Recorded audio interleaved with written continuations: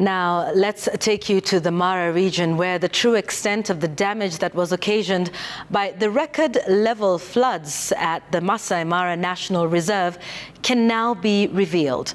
The flooding that affected lodges and camps along River Talek in the Mara has left operators in the sector reeling from extensive damage and losses that could take months to repair and recover from.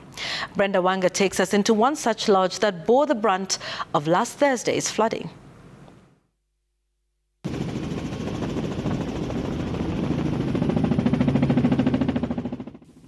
Wednesday last week saw 14 camps and lodges situated along the majestic River Talek within the Maasai Mara National Reserve overrun by flood waters. 40 tourists stranded in these camps were successfully rescued. To cancel this is not the original hotel we plan to stay, and we have to cancel the 2 of our hotels we plan to stay, and of course it was affected, but the water continues to subside, according a chance to take stock of the aftermath of that unprecedented occurrence. The remnants of those high levels are evident even to the naked eye. Right from the topmost rooms that were occupied by visitors, now pale and muddy shadows of the once grand opulence, to the floors of the dining and resting lounges, the wrath of the river was utter and complete. The heavy rains in the Mara had been falling over a period of days, but the floods, when they came, were sudden and ferocious. The events quickly unfolded, catching the camp's management and visitors unawares. The evidence of this can be found in the kitchen. The food prepared for the day's meals still sits in the dishes. Supply for other meals now wasted. Supplies for the other meals now wasted. On the kitchen floors, in the cabinets and the cupboards, the losses here irreversible. The trail of destruction goes a long way, far beyond the lounges, rooms and the kitchen. Laundry both done and undone before the flooding. It's impossible to know what was clean and what was not.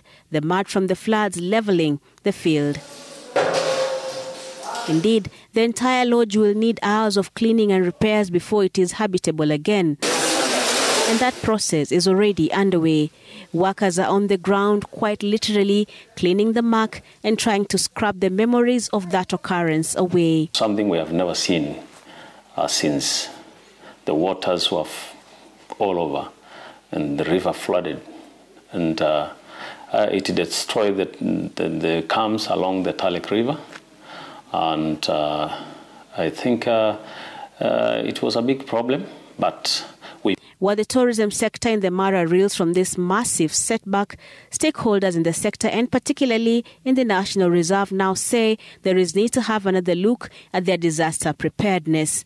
What we need to do now is to ensure that we reconsider the construction of better bridges across the National Reserve, and also have a disaster management plan.